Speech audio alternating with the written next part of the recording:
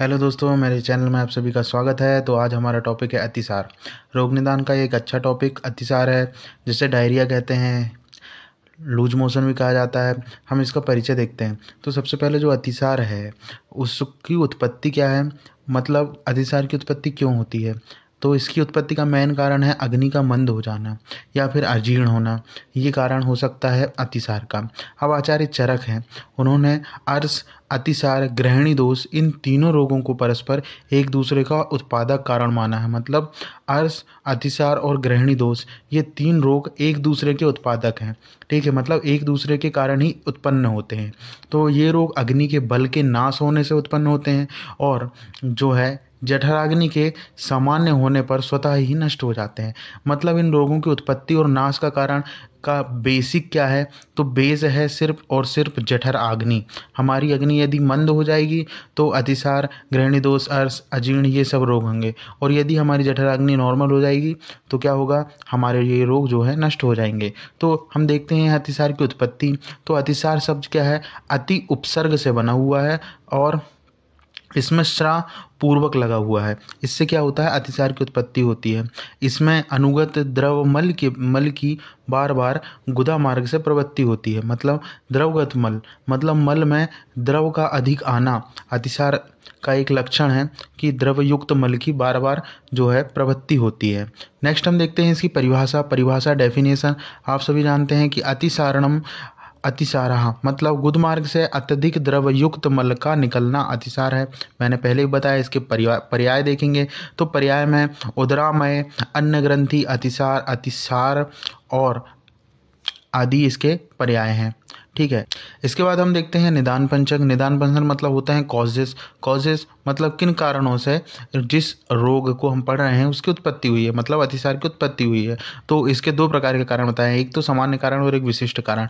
हम सामान्य कारण, सामान्य निदान देखते हैं। सामान्य निदान में हम क्या देख सकते हैं, क्या बताया है कि गुरु अति स्निग्ध, अति उष्ण, अति द्रव, अति स्थूल, अति शीतल पदार्थों का सेवन, मतलब इस प्रकार के जो पदार्थ हैं गुरु आदि जो बताए हैं उन पदार्थों का अधिक सेवन करना एक कारण होता है अतिसार का। तो इसमें फिर बोला है कि अजीर्ण, अद्यमान, विषमासन, विरुद्धासन, अपरिपक्व भोजन का सेवन। मतलब अजीर्ण हो गया है किसी पेशेंट को, अद्यमान है वो अद्यमान है, फिर विषमासन कर रहा है, विरुद्धासन मतलब विरुद्ध अन्न का सेवन करेगा। तो इन सभी कारणों से भी जो है अतिसार की उत्पत्ति होती है। इसके बाद क्या बताया है कि अधिक दूषित जल, अत्यंबुपान, दूषित मद्यपान करना, ये भी कारण बन सकते हैं अतिसार के। कृमि दोष है, अर्श एवं ग्रहणी दोष की उत्पत्ति उत्पन्न होने से भी जो है अतिसार की उत्पत्ति होती है। फिर उसके बाद बताया है विशिष्ट कारण। विशिष्ट कारण मतलब दोष के अनुसार, किसी विशेष दोष के अनुसार ही की उत्पत्ति हो रही है। तो जैसे वातज अतिसार नाम से स्पष्ट है कि वात, अब वात आ गया है मतलब ऐसे आहार विहार या का सेवन जिसमें वात कहीं ना कहीं दूषित होगी। तो इसमें फिर से बोला है कि आप देख सकते हैं, इसमें बोला है कि वात प्रकृति का पुरुष है। अति वातज सेवन मतलब आहार विहार का सेवन, अति आतप सेवन मतलब अधिक धूप का सेवन, अति व्यायाम अधिक से अधिक व्यायाम करना, रूक्ष अल्प प्रमित भोजन करना, नित्य तीक्ष्ण मद्य सेवन करना, अधिक मद्य का सेवन करना, नित्य मैथुन करना और वेग धारण करना, ये सभी कारण वातज अतिसार के निदान हैं। इन कारणों के अधिक सेवन से वातज अतिसार की उत्पत्ति होती है। ठीक है, फिर उसके बाद नेक्स्ट हम देखते हैं पित्तज अतिसार। तो पित्तज अतिसार जैसे बात में बताया है, तो पित्त में भी वही है कि पित्त प्रकृति के पुरुष हैं, उनको हो सकता है कटु अम्ल लवण रस अति सेवन करना है, क्षार का अति सेवन करना है, उष्ण तीक्ष्ण द्रव अति सेवन करना, निरंतर अग्नि सूर्य ताप को ऊष्मा वायु का सेवन करना, ये भी लक्षण हो सकते हैं पित्तज अतिसार के। और क्रोध और ईर्ष्या ये तो है ही। फिर आता है कफज अतिसार। कफज अतिसार में बोला है कि कफ प्रकृति के पुरुष हैं, गुरु मधुर स्निग्ध शीत पदार्थों का अधिक सेवन करने वाला, अति भोजन करने वाले व्यक्ति, रोगग्रस्त व्यक्ति या शरीर व मानसिक चिंता से रहित हों। ऐसे व्यक्ति जो किसी प्रकार की चिंता नहीं ले रहे हैं, टेंशन नहीं ले रहे हैं, वे ऑब्वियस सी बात है कफज होंगे, आलस्य ग्रस्त रहेंगे, आलसी व्यक्ति होंगे, वो दिवा शयन करेंगे। तो इन आहार विहार का सेवन करने वाले पुरुष को कफज अतिसार हो सकता है। फिर उसके बाद आता है सन्निपातज अतिसार। तो सन्निपातज अतिसार। तो सन्निपातज अतिसार में बोला गया है कि अति शीत, अति स्निग्ध, रूक्ष, उष्ण, गुरुखर, कठिन आहार का द्रव का जो है उसका सेवन करने वाला व्यक्ति, विषम विरुद्ध या फिर असात्म भोजन करने वाला व्यक्ति, उपवास करने वाला, प्रदुष्ट जल एवं मदिरा का सेवन करने वाला, असम्यक पंचकर्म, मतलब ऐसे पंचकर्म जो हमारी क्रियाएं होती हैं, पंच शोधन कर्म होते हैं, उनको असम्यक रूप से करने वाला, भय या फिर चिंता या फिर कृमि ग्रसित जो रोगी होती हैं व्यक्ति होगा, उन्हें सन्निपातज अतिसार के होने के चांसेस हो जाते हैं, मतलब वे सन्निपातज अतिसार उनको हो सकते हैं। इसके बाद हम देखते हैं संप्राप्ति। संप्राप्ति पैथोजेनेसिस, ठीक है। तो सामान्य संप्राप्ति, अब सामान्य संप्राप्ति में क्या बोला है कि उपरोक्त निदानों के सेवन से, मतलब जो हमने अभी सामान्य और विशिष्ट निदान देखा है उनके सेवन करने से, अब उन सेवन का योग अतियोग हो गया तो उससे क्या होगा, प्रकोपित हुए त्रिदोष, विशेषता वात, वात दोष जो है इसमें विशेष होगा। तो वृद्ध जलीय धातु एवं पाचक अग्नि को मंद करके मल के साथ मिलकर अधोमार्ग से प्रचुर मात्रा में बाहर निकल जाता है।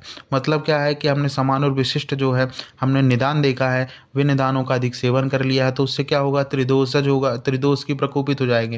विशेषकर इसमें बोला है वात दोष प्रकोपित हो गया, वह क्या होगा, जलीय धातु से मिलकर पाचक अग्नि को मंद कर देगा, मतलब हमारी जठराग्नि को मंद कर देगा, और जलीय अंश जो है वह मल के साथ मिलकर हमारे अधोमार्ग से, एनाल रीजन से बाहर आएगा। तो यही इसकी सामान्य संप्राप्ति हो जाएगी। फिर हम देखते हैं संप्राप्ति चक्र। तो संप्राप्ति चक्र जो है इसमें आप सभी देखते हैं कि हम लोग क्या पढ़ते हैं, इसमें संचय, प्रकोप, प्रसर, इन अवस्थाओं के आधार पर संप्राप्ति चक्र देखा जाता है। तो जैसे संचय अवस्था में क्या होगा, विभिन्न दोष का निदान का सेवन करेंगे, हमने निदान का सेवन कर लिया, अग्नि मंद हो गई, अब मंद हो गई तो आम दोष का पाचन नहीं होगा, तो आम दोष का पाचन नहीं हुआ, फिर क्या होगा, अन्न क्षोभ उत्पन्न होने लगेगा, अन्न क्षोभ उत्पन्न हो गया, अन्न क्षोभ उत्पन्न होने के पश्चात क्या होगा, प्रकोप अवस्था आएगी। प्रकोप अवस्था मतलब मंदाग्नि दूषित हो गई, आम का पाचन नहीं हो रहा, तो फिर प्रकोप में क्या होगा, वात दोष का प्रकोप हो जाएगा, वात दोष दुष्ट हो जाएंगे, वात जो है। फिर उसके बाद आती है प्रसर अवस्था, प्रसर होगा, वात का दोष का प्रकोप हो गया तो वह प्रसर कहाँ होगी, फैलेगी पक्वाशय में, पक्वाशय में यदि वह फैल गई तो फिर उससे क्या होगा, स्थान संचय अवस्था आएगी। इंसान स्थान संचय अवस्था में क्या होगा, पुरीष या उदक स्रोतस की दुष्टि हो जाएगी। अब पुरीष और उदक स्रोतस की दुष्टि हो गई तो यह जो रोग है व्यक्त अवस्था में अतिसार रोग हो जाएगा, मतलब अतिसार रोग की क्या हो गई, उत्पत्ति हो गई, अतिसार रोग की उत्पत्ति होगी। अब हम देखते हैं हम संप्राप्ति घटक। तो संप्राप्ति घटक में क्या बोला है, संप्राप्ति घटक में सबसे पहले आते हैं क्या, दोष होगा क्या, वात प्रधान त्रिदोषज होंगे, दोष है धातु, रस धातु, मेष, मांस, मेद धातु, अग्नि, जठराग्नि और धात्वाग्नि जो होगी, अग्नि दुष्टि, मंदाग्नि होगी। अग्नि की दृष्टि से स्रोतस कौन कौन से दूषित होंगे, तो अन्नवाह स्रोतस, पुरीषवाह स्रोतक, उदकवाह स्रोतस और स्रोतस दुष्टि होंगे। फिर अधिष्ठान जो होगा महास्रोतस का अधिष्ठान कहलाएगा। संचार स्थान क्या होगा, संचार स्थान का अन्नवाह स्रोतस, पुरीषवाह स्रोतस ही इसका जो है संचार स्थान हो गई। व्यक्त स्थान क्या आगे, गुदा मार्ग, एनाल रीजन से व्यक्त होगा। इसके बाद है भेद। तो अतिसार के 3 आचार्य जो हैं, आचार्य चरक, आचार्य सुश्रुत और आचार्य भागवत जी ने अष्टांग हृदय में जो है 3 अलग अलग प्रकार के भेद बताए हैं। तो आचार्य चरक ने चरक संहिता में अतिसार के भेद बताते हुए बोला है कि वातज अतिसार, पित्तज अतिसार और कफज अतिसार, ये 3 दोष के अनुसार 3 प्रकार के अतिसार, सन्निपाचज मतलब त्रिदोषज, फिर उसके बाद आता है भयज, आगंतुज और शोकज, ऐसे 6 प्रकार के अतिसार बताए हैं। वैसे ही आचार्य सुश्रुत कहते हैं वातज, पित्तज, कफज, सन्निपातज, शोकज और आमज, ये 6 प्रकार के आचार्य सुश्रुत ने भी बताए हैं। और अष्टांग हृदय में वातज, पित्तज, कफज, सन्निपातज, भयज और शोकज, लगभग सभी तीनों आचार्यों ने सेम ही जो है अतिसार के प्रकार बताए हैं। हम प्रॉपर एक एक अतिसार को उठा के उनके लक्षण देखेंगे। जैसे यहाँ पे बोला है वातज अतिसार के बारे में, तो वातज अतिसार में क्या होगा कि अरुण, फैनिल, रूक्ष एवं आम मल की थोड़ी थोड़ी मात्रा जो है इसमें प्रवृत्त होगी और सशब्द एवं सशूल मल की प्रवृत्ति होगी। मतलब मल के साथ साथ क्या होगा, आम युक्त मल आएगा और शब्द और शूल के साथ मल की प्रवृत्ति होगी। वहीं आचार्य चरक ने जो है पित्तज अतिसार में क्या बोला है कि इसमें तृष्णा, मूर्छा, गुदा में संताप उत्पन्न होगा, दाह और उदर में शूल उत्पन्न होगा। वैसे ही कफज अतिसार में बोला गया है कि स्निग्ध, श्वेत, पिच्छिल, आम, गुरु, दुर्गंध एवं कफ युक्त सशूल मल की प्रवृत्ति होगी। मतलब कफज अतिसार में स्निग्ध होगा, श्वेत, पिच्छिल, आम युक्त मल की उत्पत्ति, दुर्गंध युक्त और सशूल मतलब पेनफुल जो है मल की प्रवृत्ति होगी। वहीं पे फिर बोला है कि उदर, बस्ती, वक्षण एवं गुदा में भारीपन थकान रहेगा, उत्क्लेश रहेगा, निद्रा एवं आलस्य बना रहेगा, शरीर में अवसाद की उत्पत्ति होगी। ये क्या है, कफज अतिसार के लक्षण हैं। इसके बाद हम देखते हैं सन्निपातज अतिसार। सन्निपातज अतिसार नाम से स्पष्ट है। सन्निपात मतलब संसर्ग और सन्निपात दो प्रकार के होते हैं। संसर्ग में क्या होता है, दो दोष जो हैं वह बढ़ रहे हैं या घट रहे हैं, उसको संसर्ग कहते हैं। और सन्निपातज में क्या होता है, तीन दोष की क्या है, या तो वह बढ़ेगा भी या फिर घटेगा, तो उसे सन्निपातज कहेंगे। तो सन्निपातज में क्या होगा कि सूअर के वसा मांस के धोवन सादृश्य, सूअर की वसा मांस के धोवन की सादृश्य जो है मल की प्रवृत्ति होगी। वेदना युक्त या फिर वेदना रहित मल त्याग होगा और विभिन्न प्रकार के वर्ण युक्त मल की उत्पत्ति होगी। मतलब विभिन्न प्रकार के रंग युक्त मल जो है प्रवृत्त होंगे, ऐसा सन्निपात अतिसार का लक्षण है। आगंतुज अतिसार। आगंतुज अतिसार में वातज अतिसार के समान, मतलब हमने जो वातज अतिसार हमें देखा है उसके जो लक्षण होंगे वैसे ही लक्षण आगंतुज अतिसार के उत्पन्न होंगे। आमज अतिसार कैसे होंगे, तो नाना वर्ण की युक्त मल की उत्पत्ति होगी। जैसे सन्निपातज अतिसार में देखा कि विभिन्न प्रकार के रंग युक्त मल की उत्पत्ति होगी, तो है आमज अतिसार के लक्षण है। सूल युक्त द्रव मल की उत्पत्ति होगी, बार बार मल की प्रवृत्ति होगी, ऐसा लक्षण जो है अतिसार के, कौन सा अतिसार है, आमज अतिसार, इसके लक्षण होंगे। फिर उसके बाद आता है पक्वा अतिसार। पक्वा अतिसार मतलब शोक से उत्पन्न अतिसार, जो हमने देखा है शोक से उत्पन्न अतिसार, वह पक्वा अतिसार का जो है टाइप है। मतलब पक्वा अतिसार की उत्पत्ति जो है शोक से उत्पन्न, मतलब ऐसा व्यक्ति जो ज़्यादा शोकग्रस्त है, टेंशन में है, डिप्रेशन में, एंजाइटी में है, उनको पक्वा अतिसार होने के चांसेस बन जाते हैं।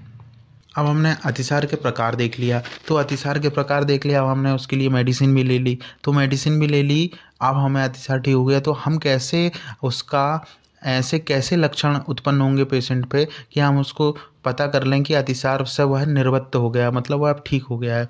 तो उसके लक्षण जो हैं कि जिस अतिसार से ग्रस्त हुए रोगी की चिकित्सा करने से अनंतर स्वरूप में पुरुष मल और अपान वायु बहिर्गमन बिना मल प्रवृत्ति के होता है, जिसकी अग्नि दीप्त हो, कोष्ठ हल्का हो गया हो, उदर रोग शांत हो गए हों, तो उसे क्या समझना चाहिए कि वह अतिसार से निवृत्त हो गया है। अतिसार के हम देखेंगे साध्य असाध्यता। तो साध्य असाध्यता में बोला गया है कि एक दोषज अतिसार, जैसे हमने अभी पढ़े हैं कि 6 प्रकार के अतिसार अभी हमने देख लिया, वातज, पित्तज, कफज, सन्निपातज, शोखज और आगंतुज, ये सभी हमने अतिसार देखा है। तो इसमें से यदि एक दोष युक्त अतिसार होगा तो वह सुख साध्य होगा, मतलब वह आसानी से ठीक हो जाएगा। और उसके बाद आता है शोखज, भयज एवं सन्निपात अतिसार जो हैं वह कृच्य साध्य होंगे। अब असाध्यता के लक्षण मतलब ऐसे कौन से लक्षण होंगे जो किसी रोगी पे दिखेंगे तो हम मानेंगे कि वह असाध्य है। तो वह क्या क्या लक्षण है कि पक्व शोणित के समान मल की प्रवृत्ति होना, और फिर आता है शुक्त खंड के वर्ण वाले मल की प्रवृत्ति हो रही है ऐसे व्यक्ति को, तो वह असाध्य माना गया है। मल का स्वरूप घृत, मेद, वेश, वार से मिश्रित पानी या फिर तेल, मज्जा, दुग्ध एवं शहद के समान यदि मल की प्रवृत्ति हो रही है तो वह असाध्य है। मयूर पृच्छ सादृश्य चंद्रिका युक्त मल की प्रवृत्ति हो रही है तो वह असाध्य माना है। अनेक धातु का क्षरण हो रहा है तो वह असाध्य है। सन्निपातिक अतिसार मतलब तीनों दोष एक साथ ही दुष्ट होकर अतिसार उत्पन्न कर रहे हैं तो वह असाध्य अतिसार की श्रेणी में आता है। इसके बाद हम देखते हैं कॉम्प्लिकेशंस, जिसे उपद्रव कहा जाता है। तो अतिसार के क्या क्या उपद्रव हैं, तो उपद्रव में कौन कौन से क्या क्या लक्षण दिखाई देंगे, तो उसको शोथ होगा, शूल, ज्वर, तृष्णा, कांस, आरुचि, वमन, मूर्छा, हिक्का, जलीय अंश की कमी, मतलब वह डिहाइड्रेट हो जाएगा, मूत्राघात, उसकी मूत्र की प्रवृत्ति भी कम हो जाएगी। तो ऐसे लक्षण जिसको दिख रहे हैं तो वह अतिसार के उपद्रव कहलाएंगे। उपद्रव हैं, कॉम्प्लिकेशंस हैं। तो यहाँ क्या है कि हमारा अतिसार टॉपिक यहाँ पे हमने क्या इसके देखे, हमने यहाँ इसके निदान, संप्राप्ति घटक, इसके लक्षण भेद हमने देखे हैं, जो कि BMS सेकेंड ईयर के एग्ज़ाम प्रोस्पेक्टिव से बहुत इंपॉर्टेंट है। यदि पेपर में अतिसार आता है तो आप इतना लिखें, आपको निसंदेह आपको बहुत अच्छे नंबर मिलेंगे। और यदि आपने अभी तक मेरे चैनल को सब्सक्राइब नहीं किया है तो ज़रूर सब्सक्राइब करो यार, लाइक करो। Thank you so much.